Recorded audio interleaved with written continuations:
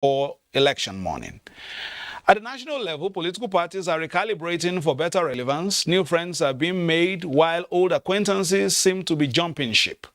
Also on Political Update today, we have a discussion on election security and a conversation with a young governorship candidate who insists that tomorrow is here. This and more shortly. I'm Fisayo Ogunfuyi. Welcome.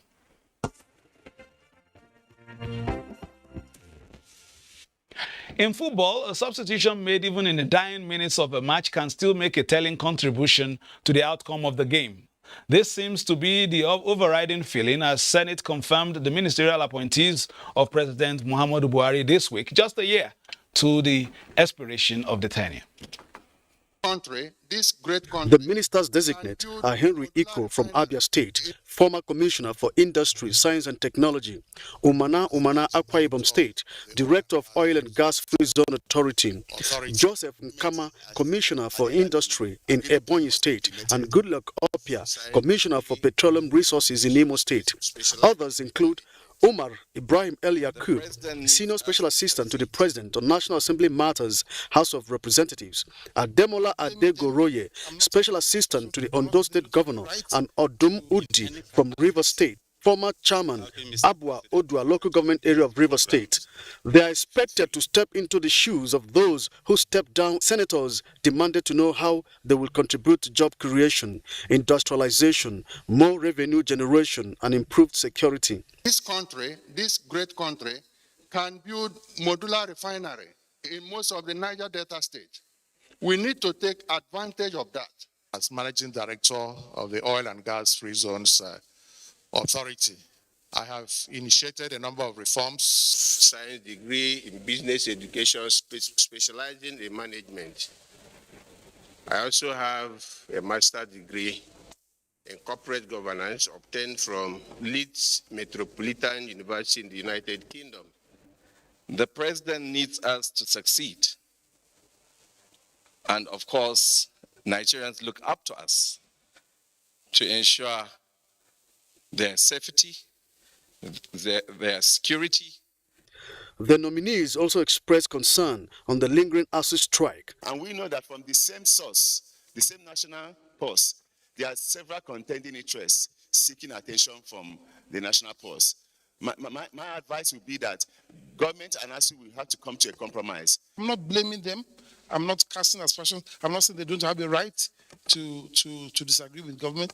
But in doing this, the interests of Nigeria, the interests of our children, the interest of the city, of the system, must always, be thought about. In any capacity, helping Mr. President to execute his programs faithfully.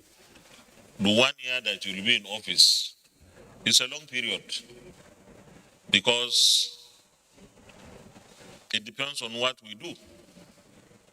You could be there for 1 year, but your impact could be there like you've been there for 10 years. The senator representing the Federal Capital Territory, Philip Aduda, once again raised the constitutional point of order, stressing that a minister should be appointed from the Federal Capital Territory. That FCT should be recognized and accorded that right, whereby a minister can be appointed from the FCT to represent the FCT at the Federal Executive Council. Senate resolved to send a delegation to London to visit former Deputy President of the Senate, Ike Ekweremadu, and to engage the British High Commission to ensure justice is sustained in his trial. Senator Ibrahim Shekarau defected from the APC to the NNPP. APC now has 64 senators, PDP 38, NNPP 4, ABGA 1, YPP 1, and Labour Party 1.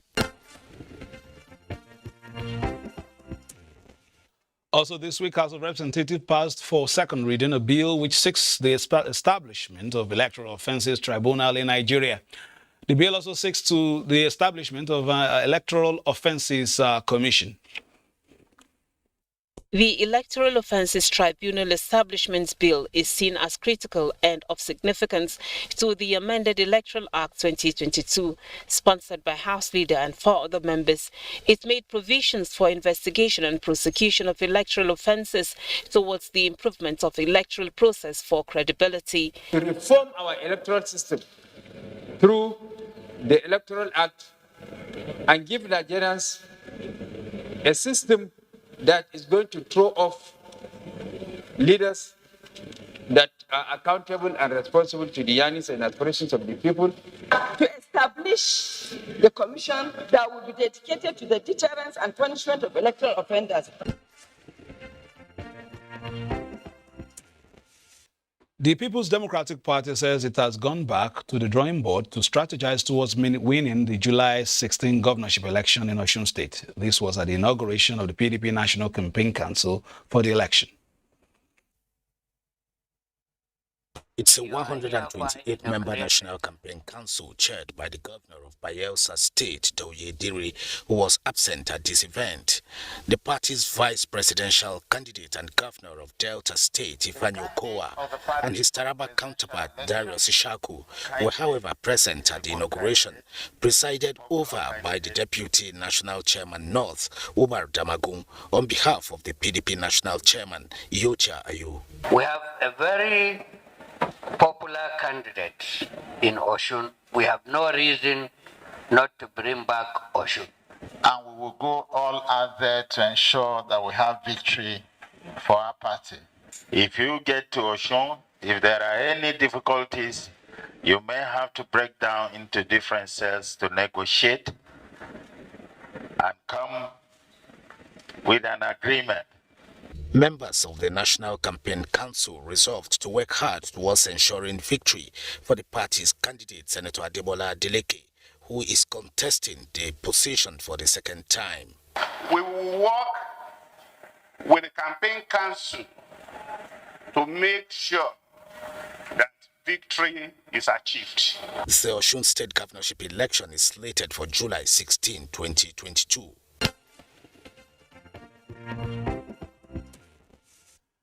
Another report says the PDP in Osun is, however, witnessing some exodus of party loyalists and stalwarts. The defectors were received into the APC by some national leaders of the ruling party. But defectors whose numbers cut across different wards and local government areas of Osun State were received at Nelson Mandela Freedom Park in Osogbo by the APC National Secretary, Senator Iyola Omishori, and other party stalwarts. The defectors, led by Wale Ojo, former factional PDP state chairman, include PDP chieftain and former member of House of Representatives representing Ife Federal Constituency, Honorable John Fashogbon, Albert Adeogun, running mate to PDP candidate in the 2018 governorship election, and Ayodele Asalu, former member House of Representatives from Ede. The defectors said their decision to dump PDP for APC in Osun State was as a result of their outstanding performance of Governor Oyetola since assumption of office. The first 4 years of Oyetola, he tried to change the change. He really changed the change. That is why I decided to join him. One of the credits you can give to Oyetola, there are too many to catch in a minute. But I want to tell you that we have come to collaborate with him, to assist him, so that I can do better for us. So it shows that the party has gone far. So that is the potency, encouragement that people has a massive role for. Because you see the difference between APC and PDP. From candidates to leadership to structure and network of the people. The election is supposed to be free and fair. We don't have to ask anybody to vote. Let everybody exercise his or her rights without anything. We don't do violence. The state is the most free state in Nigeria, and I want it so. Okay, we are getting to the home run towards the 2023 elections after this last off-cycle or off-season governorship election in the state of Osun. We'll be looking at the main game next year. And the APC says it is embarking on mass campaigns with youths at the heart of it. Chairman, National Task Force on Registration and Revalidation of Youths in APC, Ben Duntoye, joins us today. Ben, thank you for joining us. And as a secretary there, Honorable Ginika Tor is also a federal commissioner. And of course, she's here as the secretary of the committee. Let me start like this. Last year, you told us you had 40 million. You did registration. Now you're doing registration and revalidation again. What informed this? You have a checklist already. You have some data already. Can't you work with that? Yeah, thank you very much. You agree with me that in any political party, the youth are the fulcrum, the strength, the backbone of the party.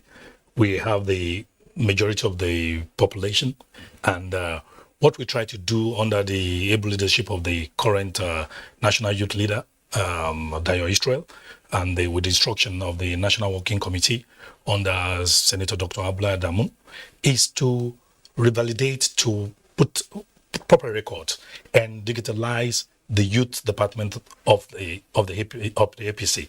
So what we're doing now is that this organization that have existed, we're just revalidating it and making it be on the website of the youth wing of the party, while new ones are still going to be registered. It's going to be youth groups, student groups, a lot of them support groups that are everywhere.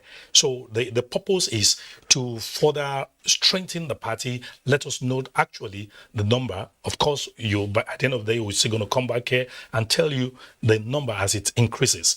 So, and this is going to be done across the geopolitical. Let me come to the secretary. The youths are now showing their PVCs. You guys are now very much interested in them.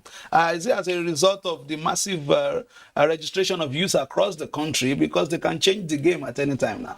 Well, I agree with you that the youth can change the game, of course. And that is why the Youth Leaders Office has put this in place. And, youth has always been there on board to change the narrative and all of that. They haven't really been sleeping, though. But we can see more people coming on board now, more youth getting interested in getting their PVC to be able to put in their vote.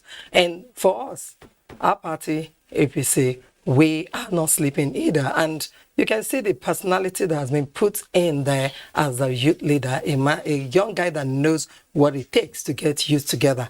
And you don't say because you've got data, you've got all the people and all of that. We want more. And we want to also continue to be together and speak to those who we already have and get them to bring more.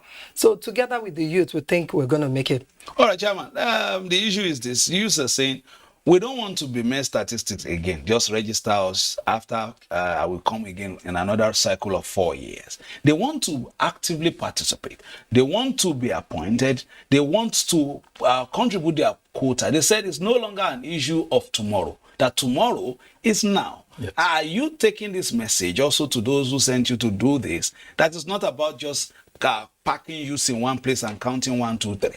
They want to be a part of the process, and they are agitating. You need to be on the social media these days to see exactly what the youths are talking about. And the movement is on. Are you beyond deploying your huge assets as a ruling party? Are you also getting feedback from the youth vis-a-vis what they want between now and 2023 and then 2023 and beyond?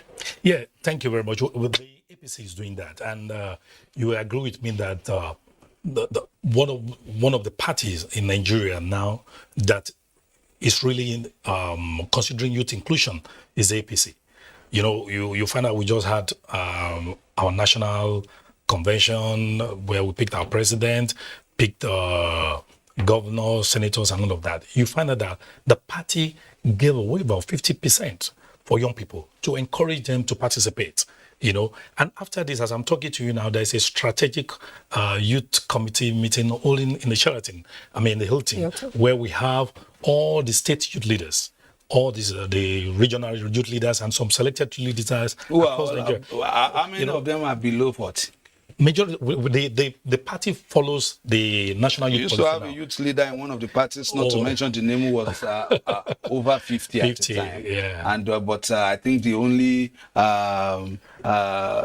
connection with the youth was face cap and jeans, but the age was away from the youth. But are we seeing a recalibration of the process and not say lead us or tomorrow or wait for your time? Let me come to Ginika very quickly. Are we seeing a new message to the youths? Are you communicating with them in, the kind of, way that the Nigerian youths will understand and also come and, be a part of this process, just not as part of the head count? Of course, as you can see, like I said, we have put a lot of strategies in place where the youth can also have a sense of belonging. He just mentioned the 50%, discount for them, because of course it would have been free, but most times you don't value what you don't pay for. So, and we get them to just say 50% for them to understand that APC want more youth on board. And not only that, we went ahead to discuss with governors. We went state by state, discussing, canvassing for the youth. Tell the governors that, look, there are areas where you just have to allow the youth to take. And if you look at the election done this period, the primaries, you will see a lot of youth coming on board. Look at states, Lagos states, Ebonyi, just count them.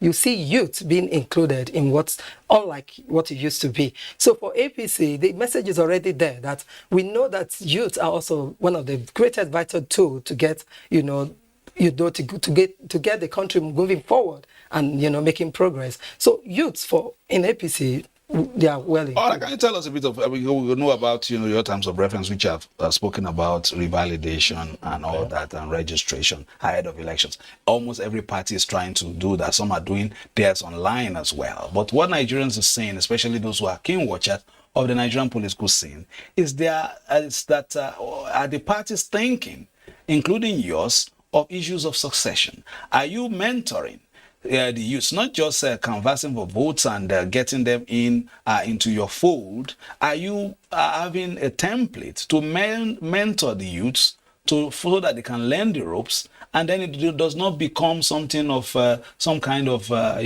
mystery when they get there, so they don't falter? Yeah. Before I forget, next month, I think the national youth leader is planning a national youth summit, where all youth across Nigeria are going to be there. It's going to be leadership, training, capacity building, and all of that. Like I told you, yesterday was one. Today is for another group of people. We're doing that. And for our committee, talking about youth inclusiveness, you find out that this committee comprises of people that are young professionals in different fields.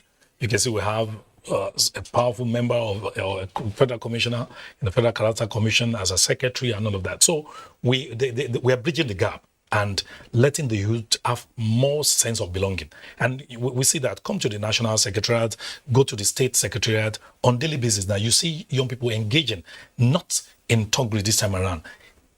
Intellectual. We're bringing headgears together, cerebral young people across Nigeria, discussing way forward, strategy, how Nigeria could be a better place politically, socially, economically. So it's not just about this normal rally and noise now.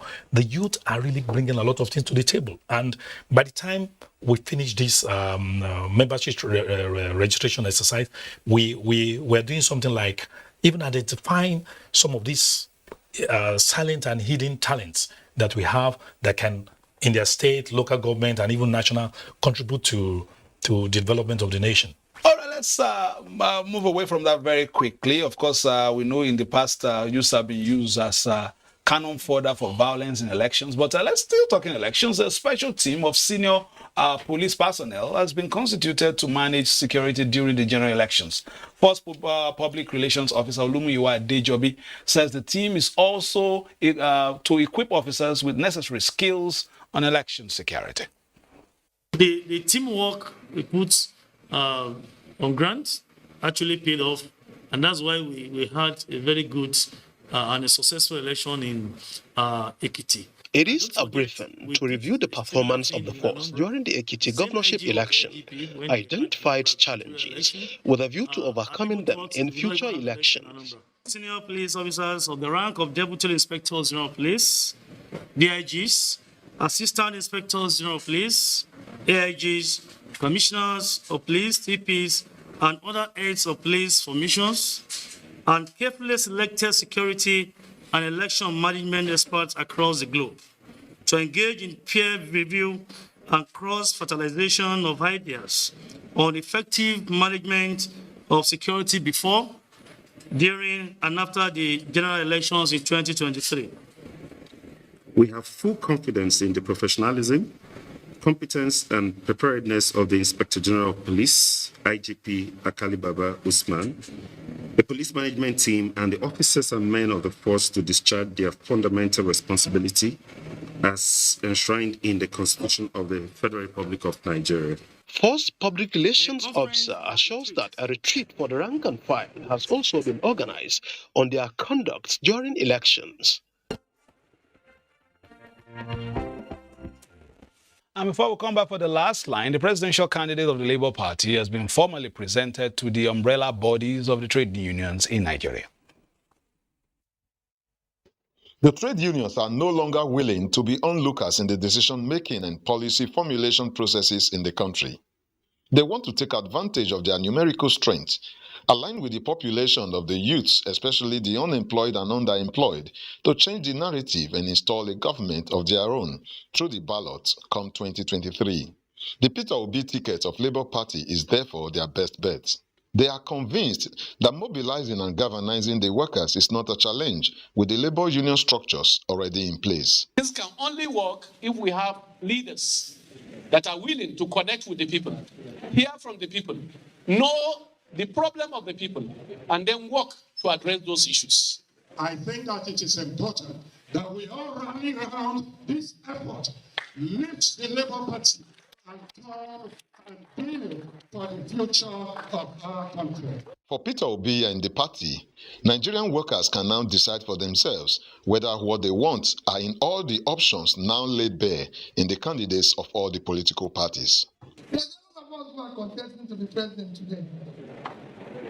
We have 8 months. Go and scrutinize our power. Let's know where they are coming. And let nobody come and speak to through proxy. Let them come in front. So you hear from their mouth. A lot of Nigerians who never bothered to pick their PVCs, who didn't even bother to register, are today queuing up to register and pick their PVCs. It is because they believe in the candidacy of Peter Obi.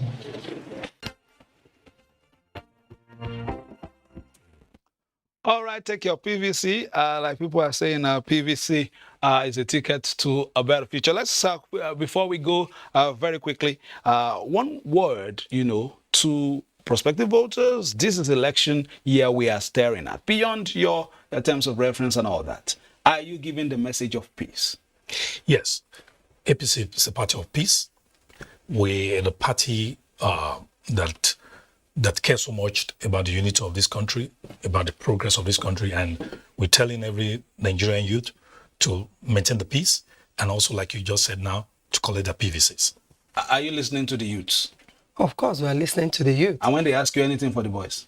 Yeah, we take care of them. However, we are also party. You can see our presidential candidate. It's a man of peace. He's moving from one state to the other. For those who stepped down and those who did not, it can say it speaks of peace and forgiveness. All right, that has been the program for this week. We will, of course, continue with our preview of the Osun governorship election, and we'll be taking the various views from different parties contesting that election. Of course, we'll be there live as well. You know, your first point of call is Nigerian Television Authority, Africa's finest and largest, where we give you the very best of news, reviews, previews, and interviews for the weekend. And this is the season. I continue to say it. Use your thumb, not your fist. Play your politics for the greater good. Bye-bye now. Thank